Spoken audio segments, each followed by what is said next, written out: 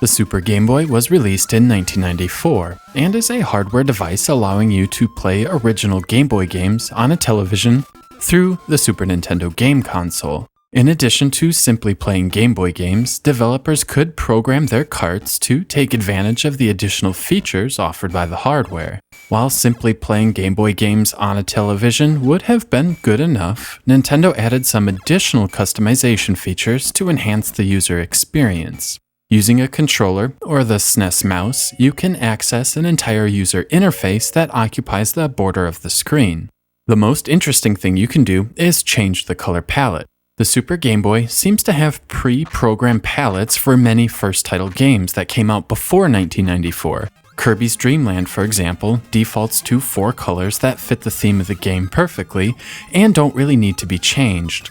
The same goes for Kirby's Pinball Land, again with 4 different colors that really help the tables pop and offer an experience that is vastly superior to the original monochromatic screens of the Game Boy hardware.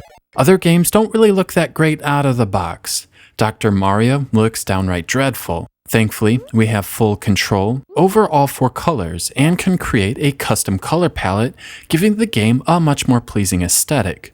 I do feel there is a missed opportunity here though, as you can't save the color profiles you create. Instead, you need to write down the password at the top of the screen. In addition to creating a custom color palette, there are dozens of presets that you can cycle through, though your mileage may vary. I've only ever used the grayscale option personally.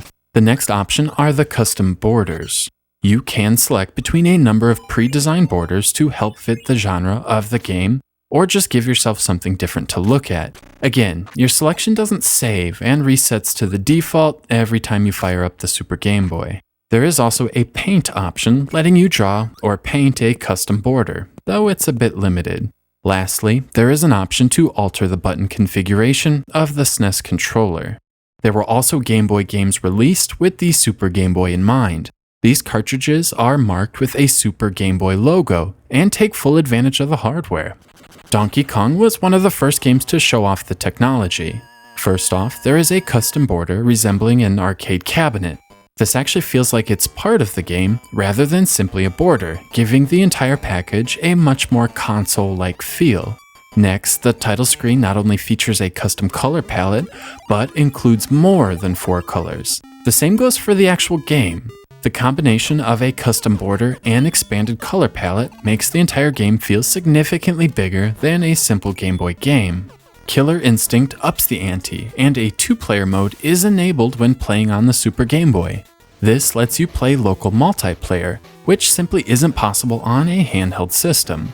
It's also worth noting that with each different environment, a different color palette is used, giving further variety and diversity when playing on a Super Game Boy. The last feature I want to look at is in Space Invaders.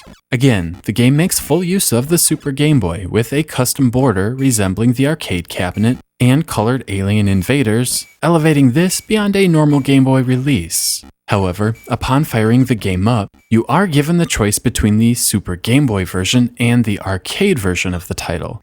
Selecting the arcade version will actually boot up the SNES version of Space Invaders. That's right, Taito included the entire SNES version of Space Invaders on the Game Boy cartridge.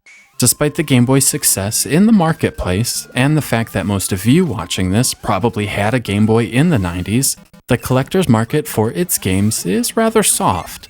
The library of quality titles is huge, and most of the games go for almost nothing. The Super Game Boy is a great way to access all of these awesome cheap games and play them from the comfort of your couch. In most cases, playing them with the Super Game Boy offers a superior experience compared to any other hardware.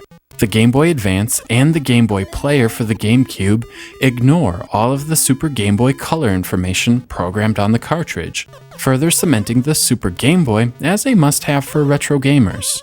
I really can't say enough about this little device, and I highly recommend it.